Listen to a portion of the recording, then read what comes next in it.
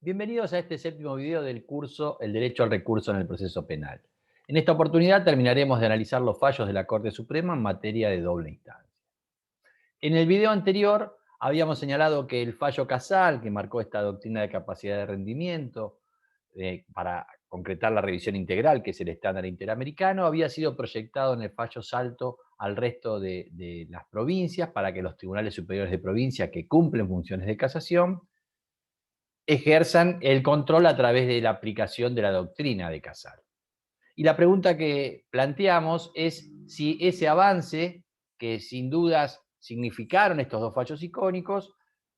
resultaban suficientes a imagen de lo que piensa la Corte Interamericana. Y la respuesta es que no, porque por lo menos en tres casos en los cuales la cuestión se litigó ante el sistema interamericano, la Corte Interamericana estimó que resultaban insuficientes esos avances. Así lo hizo una sentencia del 2013, Mendoza y otros, donde se juzgaba a la República Argentina por su responsabilidad internacional, entre otras cuestiones, por aplicar sentencias condenatorias a prisión perpetua a adolescentes, y allí también se discutía si se había violado el derecho a la doble instancia en las sentencias condenatorias dictadas a esos adolescentes.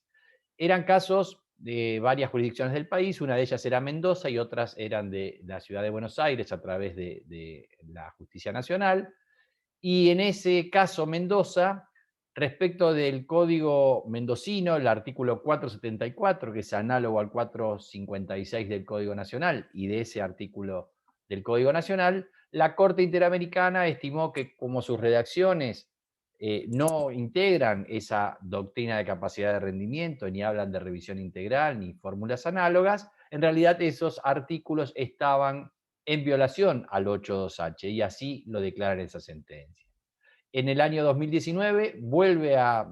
condenar a la República Argentina respecto también de otro caso de Mendoza, esta vez respecto del artículo 503 del viejo Código Mendocino, el Código Ley 1908. El 6730 es un código que empezó a regir en la provincia de forma gradual a partir del año 99. Ese 503 tiene la misma redacción que el 474 y análoga al 456 del Nacional, de modo que también en ese caso la República Argentina fue condenado por la Corte Interamericana de Derechos Humanos. Y finalmente también hizo lo propio respecto de un caso de Córdoba en julio del 2020. El 468, que guardaba relación con redacción similar a estas otras normas, también fue declarada en violación a la Convención Americana. De hecho, en todos estos casos, esa responsabilidad internacional de la República Argentina fue declarada porque esas normas no permitían la revisión de cuestiones fácticas y o probatorias por un tribunal superior, contraviniendo entonces el estándar de revisión integral que la Corte Interamericana definió a partir de la sentencia de Herrera Ulloa. En las tres sentencias, en esos puntos dispositivos que allí mencionamos, le manda como medida de no repetición a la República Argentina modificar su legislación adecuándola a los estándares interamericanos. En el caso de Mendoza, había sido invocado el fallo Casal como defensa por el Estado argentino, pero la Comisión Interamericana, según dice la sentencia en el párrafo 299, estimó que ese fallo no había provocado cambios suficientes. ¿Por qué? Porque no es obligatorio para los jueces y porque la pauta interpretativa que se desprende de ese fallo Casal con la doctrina de capacidad de rendimiento para ejercer la revisión integral no surge evidente del texto de la norma. Si uno lee todas esas normas que recién mencionamos, no encuentra justamente una lectura compatible con esa revisión integral que se pueda meter con cuestiones de hecho y prueba. Y en consecuencia, la Corte Interamericana, en el párrafo 302 de esta sentencia Mendoza, dijo que sin dejar de reconocer la importancia del fallo Casal, el tribunal constata que siguen vigentes las disposiciones procesales pertinentes en ambos códigos, tanto en el mendocino como en el nacional, en contradicción con ese fallo. Respecto de la sentencia más reciente de la Corte Interamericana, Valle Ambrosio, también el Estado argentino alegó frente a la Corte que estaba vigente este fallo Casal Y en el párrafo 68 la Corte destaca esta cuestión. Dice, a pesar de que el Estado ha defendido que el referido fallo Casal habría fungido como criterio de interpretación acatados por los tribunales provinciales inferiores, recordemos, Casal había sido dictada respecto de la Cámara de Casación, pero al año siguiente, en 2006, mediante el fallo Salto, se dice que todos los tribunales superiores de provincia que cumplen funciones de casación deben aplicar la doctrina de Casal. La cuestión es que más allá de que se invocó el fallo Casal como una modificación en las prácticas, lo concreto es que la Corte dice que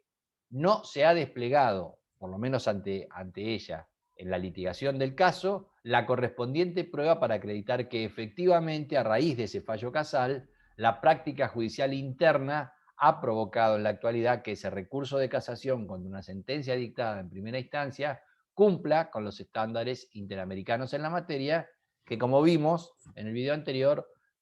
son revisión integral a través de un recurso sencillo.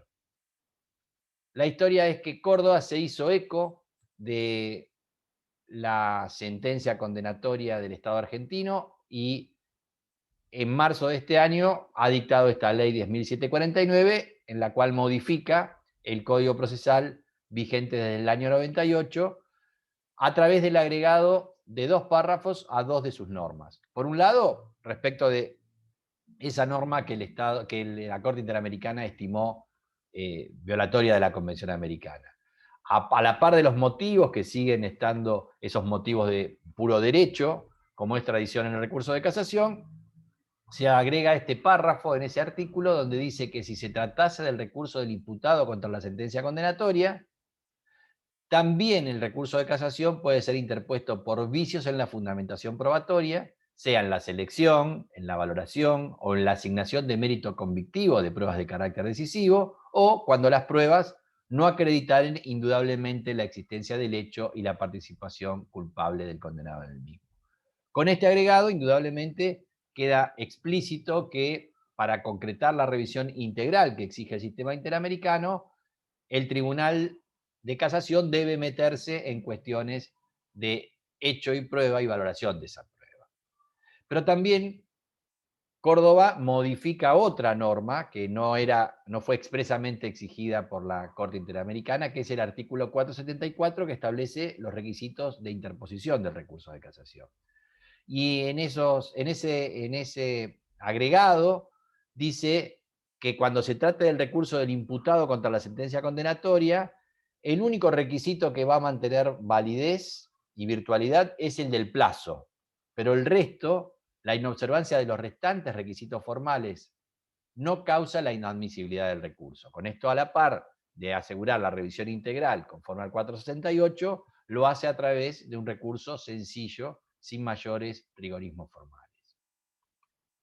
La historia es que Casal y Salto han sido fallos icónicos para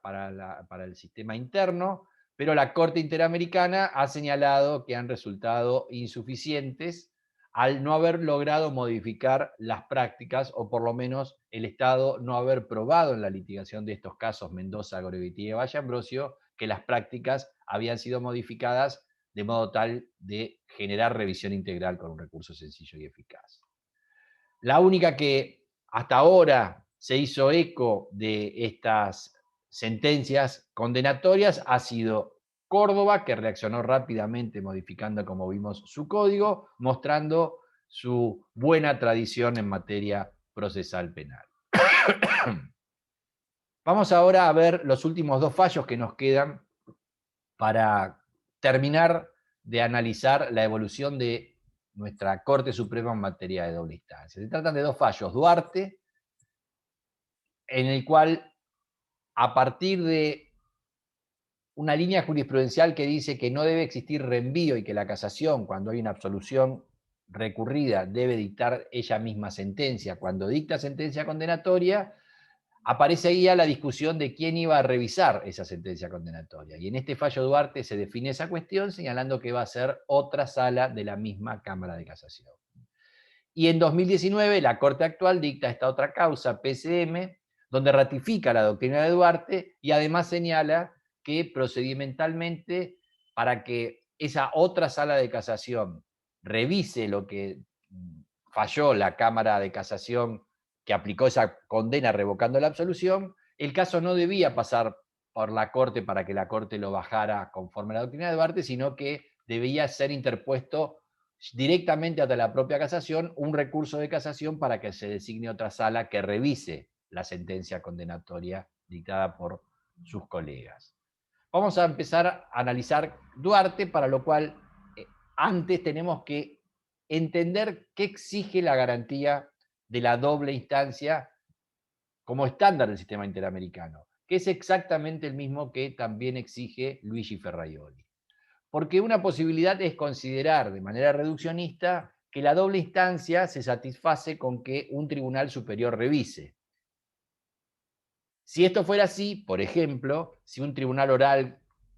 absuelve y a través de un recurso de casación la casación condena, si la exigencia es simplemente que un tribunal superior revise, ya estaría satisfecha la garantía de doble instancia. Pero lo cierto es que el sistema interamericano, al igual que como dije Ferraioli, exigen algo más para esta garantía. Lo que exigen en realidad es doble conforme, que solemos usarnos como términos sinonímicos y no lo son. Doble conforme significa que dos tribunales resuelvan en el mismo sentido. De modo tal que si en el ejemplo anterior el TOC absuelve y la casación condena, es necesario un tercer tribunal que brinde ese doble conforme, ya sea ratificando la condena dictada por la casación o revocándola y absolviendo, coincidiendo en el doble conforme con el tribunal de juicio. Insisto, el estándar interamericano exige doble conforme y ello surge claramente del caso Mohamed. Recordemos, era un caso del viejo Código Barrio donde un juez correccional juzga por homicidio culposo y absuelve. Por recurso de apelación, que era el único vigente en aquel momento, la Cámara de Apelaciones por escrito revoca y condena. Allí ya no existía la casación todavía, hay un recurso extraordinario que no es admitido por cuestiones formales. Si el estándar hubiera sido simplemente que un tribunal superior revise, Argentina no habría sido condenada en este caso Mohamed por violar la doble instancia, porque efectivamente la Cámara de Apelaciones como tribunal superior revisó la absolución, la revocó y condenó. Sin embargo, Argentina terminó siendo condenada porque contra esa primer sentencia condenatoria dictada por la Cámara de Apelaciones no se había habilitado un recurso que permitiera el control. Entonces, el estándar es doble conforme. Así surge de este párrafo 92 de la causa Mohamed. Dice la Corte Interamericana, el derecho a recurrir del fallo no podría ser efectivo si no se garantiza respecto de todo aquel que es condenado. Y agrega, y esto es lo trascendente, que resulta contrario al propósito de ese derecho específico que no sea garantizado ese derecho al recurso frente a quien es condenado mediante una sentencia que revoca una decisión absolutoria.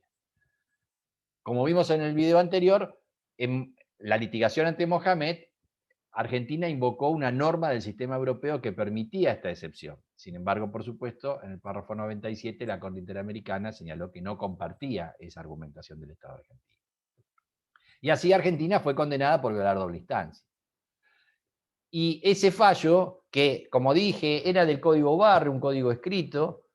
se actualiza en las situaciones donde, conforme hoy la doctrina de nuestra Corte Suprema, no deben existir desde las casaciones reenvío, porque esos reenvíos violarían ne bis in idem. A partir de esa línea jurisprudencial, la casación tuvo que abandonar la práctica tradicional de que cuando le llegaba una sentencia absolutoria y estimaba que no era correcta, simplemente anulaba esa sentencia y reenviaba para que el tribunal de juicio dictara una sentencia conforme a los parámetros que le fijaba casación, o incluso si nulificaba el proceso para que hicieran nuevamente el juicio. La cuestión es que como nuestra línea jurisprudencial actual señala que esos reenvíos violan ne bis in idem, apareció lo que se conoce la casación positiva. El Tribunal de Casación no solo casa la sentencia absolutoria, sino que la revoca y dicta condena. Y el caso de Mohamed lo que generó fue a que la Corte, frente a esta jurisprudencia de que no existía reenvío y existía casación positiva, dictara este fallo Duarte, en el cual aprovecha para decidir quién va a ser el tribunal que revise la sentencia condenatoria dictada por la Cámara de Casación revocando una absolución en casación positiva. Y digo que lo aprovecha porque el procedimiento ya estaba. Era la casación la que debía intervenir mediante esta doctrina de Casal, con la doctrina de capacidad de rendimiento, mediante la cual se aseguraba la revisión integral. Ahora, en Duarte digo que la Corte aprovecha porque decide quién va a aplicar este procedimiento y termina diciendo que es la propia Cámara de Casación a través de otra de sus salas. Y esta es la doctrina que define entonces la Corte Federal en Duarte. Los argumentos son los siguientes. Este fallo fue dictado por los jueces Petracchi, Zaffaroni, Maqueda y Hayton, y en el considerando 7 señala que justamente en base a la doctrina de Mohamed habría que darle un doble conforme aún contra la primera sentencia adversa, o sea, esa condena dictada por casación. Y agrega de corrido que la propia Corte Interamericana excepciona la intervención de un tribunal superior cuando no existe otro en el organigrama de competencias. O sea, si no hay ningún tribunal de mayor jerarquía que aquel que ha dictado la sentencia condenatoria, bueno, se excepciona la idea de tribunal superior. Y agrega, tras esto, que la Corte Interamericana en ese caso exige como único requisito que sean magistrados diferentes a los que ya juzgaron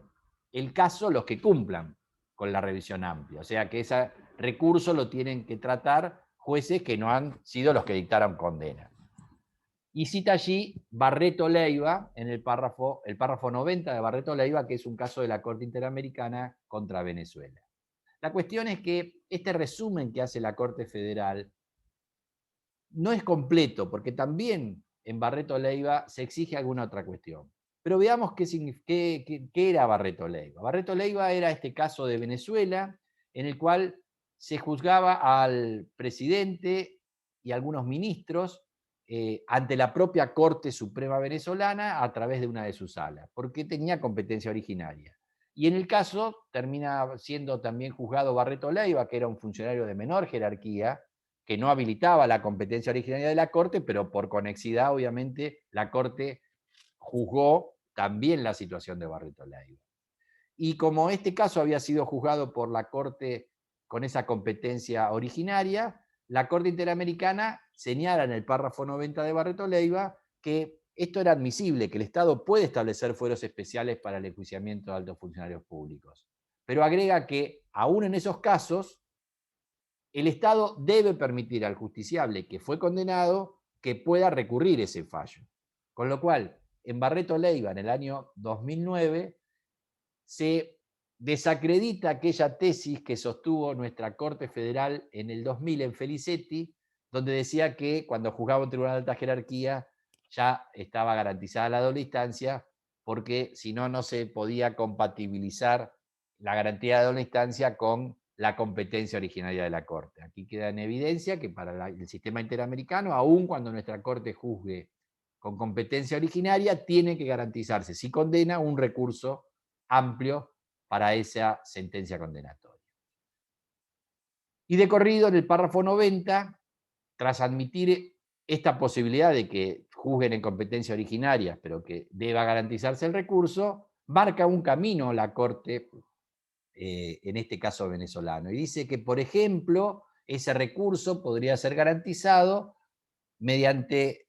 este tipo de decisiones, que el juzgamiento en primera instancia esté a cargo del presidente de esa corte o de una sala del órgano colegiado, así había sido en el caso de Barreto Leiva, y el conocimiento de la impugnación, o sea, el recurso contra esa sentencia condenatoria, corresponda al pleno de dicho órgano, con exclusión de quienes ya se han pronunciado sobre el caso.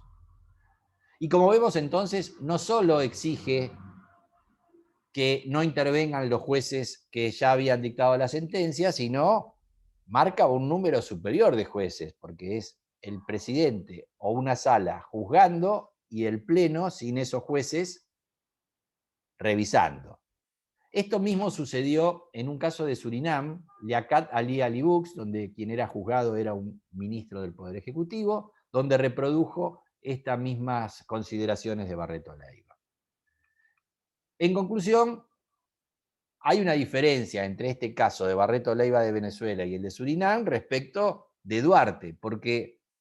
esos casos habían sido juzgados directamente por la Corte Suprema del país y ahí no existía un tribunal orgánico superior, jerárquicamente superior.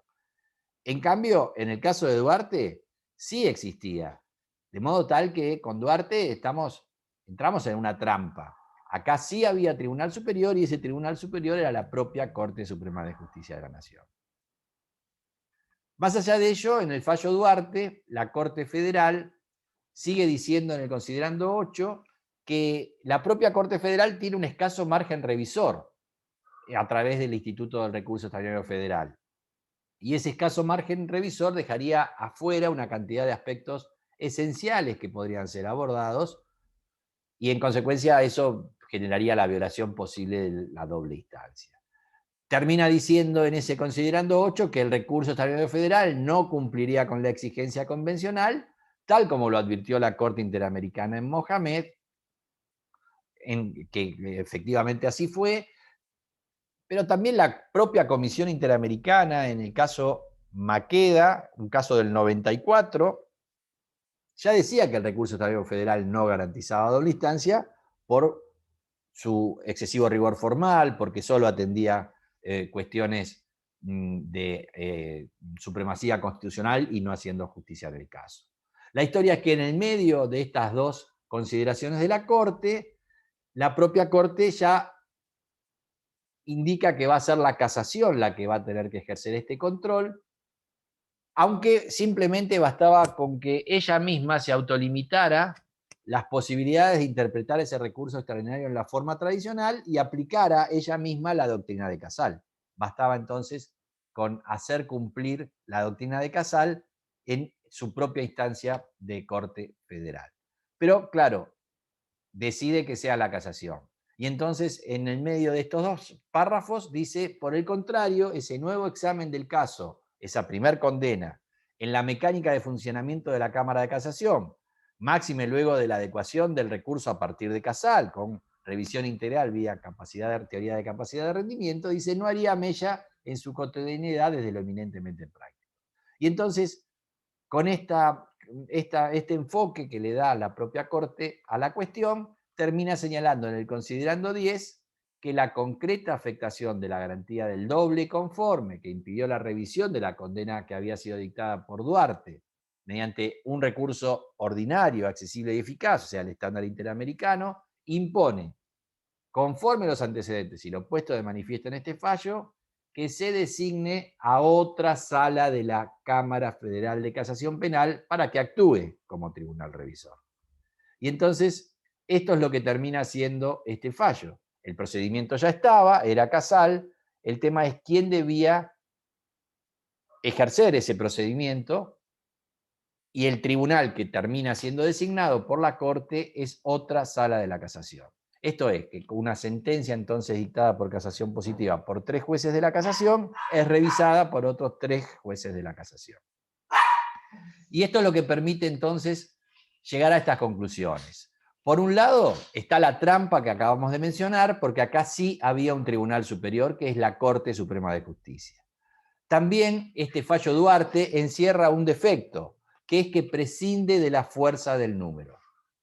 En este sentido, la propia Corte Interamericana, en Barreto Leiva y el Akat Ali Ali Bux, advertía que podía ser que no juzgara un tribunal de superior jerarquía cuando no existía, pero exigía que si bien no intervinieran los jueces que ya habían dictado sentencia condenatoria, que era la revisable, sí lo haga en esa revisión un número mayor de jueces. Hablaba de que juzgue el presidente o una sala de la Corte y que después revise el Pleno sin la intervención de esos jueces. Este defecto es mucho más grave que la trampa y en este sentido genera un llamado de atención. Finalmente, sí tiene una virtud el fallo Duarte, es que habilita la organización horizontal de los tribunales. Habilita a lo que hoy en la reforma latinoamericana se conoce como colegios de jueces, esa institución contracultural en la cual jueces de la misma jerarquía pueden cumplir distintas funciones en base a la asignación que le hace la oficina judicial, de modo tal que el tribunal que revisa no es un tribunal superior orgánico o jerárquico, sino funcionalmente es un tribunal superior. Y esta es una idea que traía entre nosotros Julio Mayer, es hacia donde se orientan las reformas procesales penales en Latinoamérica, y esa idea de horizontalidad la proponía con el Colegio de Jueces Julio Mayer, pero también señalaba que era indispensable la fuerza del número. Y él señalaba que incluso cada tipo de resolución, en base a su importancia, tuviera prevista en el propio ley procesal con cuántos jueces debía ser integrado el tribunal que revisaba la decisión. Siempre con la idea de la fuerza del número para que sean más jueces los que revisaban que aquellos que habían tomado la decisión bajo revisión. Y esta trampa y el defecto que estoy mencionando no había incurrido en él Zaffaroni en un fallo anterior a Duarte. En el 2007 se dictó sentencia desde la Corte, en este caso Argul, donde la Corte, en un caso de casación positiva, donde había dictado condena a la casación, simplemente aplicó el 280, el certiorari, sin meterse en el fondo, pero sí lo hizo el juez Zaffaroni, y Zaffaroni lo que dijo es que justamente era la propia Corte quien tenía que, en ese caso, garantizar la doble instancia bajo los lineamientos de Casal, porque de lo contrario, esa sentencia dictada por la Cámara Nacional de Casación quedaría sin revisión, violándose el 82H.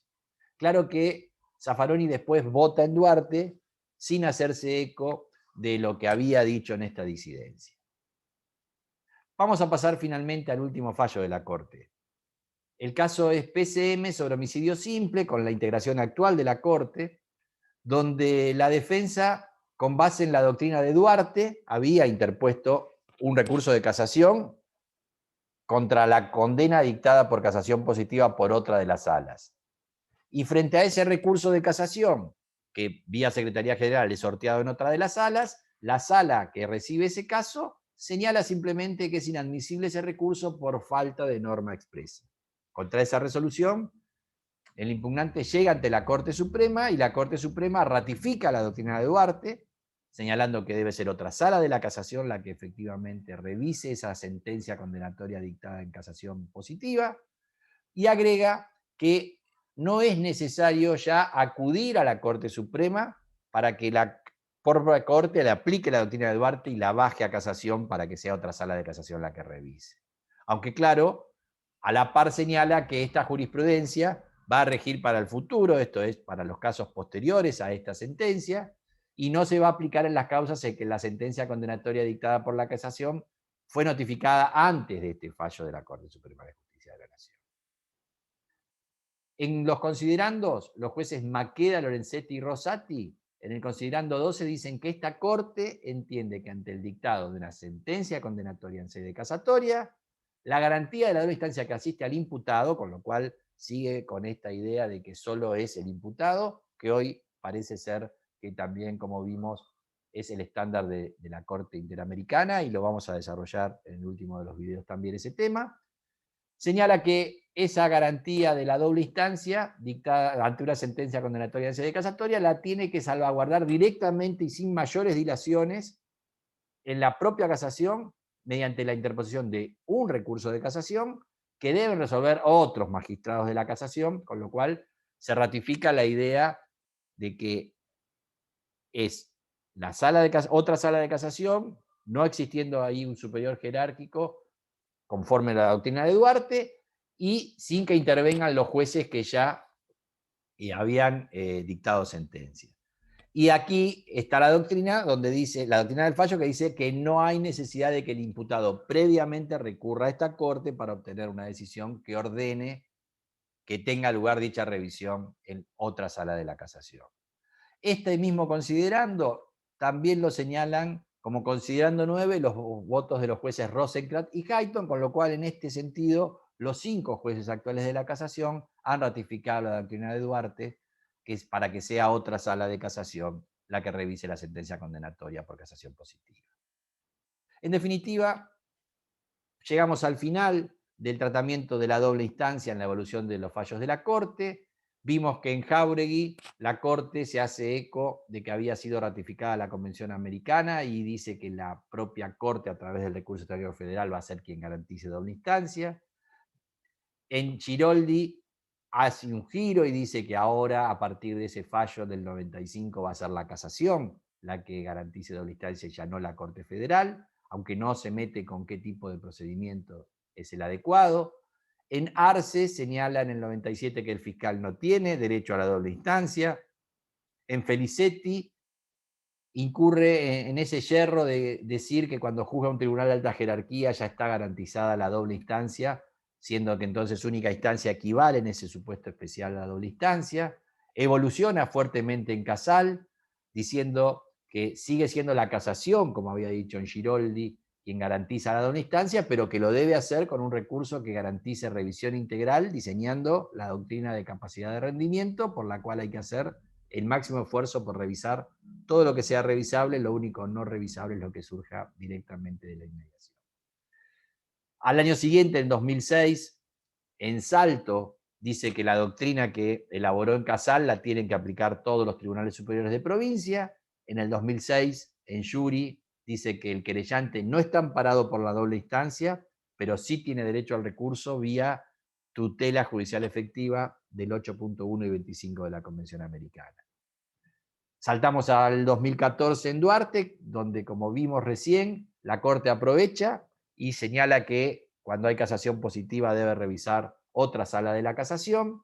Y en PCM, en 2019, la Corte actual ratifica la doctrina de Duarte y además señala que no es necesario que se pase por la Corte para que la Corte decida bajarlo a casación, sino que con un recurso sencillo y rápido de casación interpuesto ante la propia casación, el caso debe ser considerado. Y lo que hemos visto, más allá de toda esta evolución de fallos, es que siempre estuvo empujada o acompañada por pronunciamientos del Sistema Internacional de Derechos Humanos. El salto desde Jáuregui a Giroldi lo determinó un informe de la Comisión Interamericana en Maqueda, donde dijo que el recurso extraordinario federal, que era la doctrina de Jáuregui, no satisfacía la doble instancia. El fallo Casal fue determinado por un fallo de la Corte Interamericana que marca el estándar de revisión integral del 2004, Herrera Ulloa, un caso de Costa Rica. Mohamed, del 2012, movió la Corte a dictar Duarte, cosa que aprovechó, como vimos, la Corte. Y la doctrina de Casal, que proyectó en Salto para todo el país, no pareció suficiente a imagen de la Corte Interamericana, que en las sentencias Mendoza, Gorgetía y Valle Ambrosio señaló que las normas de los códigos, aún con el dictado del fallo Casal, no habían modificado las prácticas. Y ahí fue la provincia de Córdoba la abanderada en generar la primera reforma de esas normas sobre recursos de casación. Bueno, hasta aquí hemos llegado con el tema de doble instancia. En el último video de este curso vamos a ver cuáles son los sujetos y qué tipo de resoluciones quedan amparadas por la garantía de doble instancia del 8.2H de la Convención Americana. Los espero en ese video. Muchas gracias.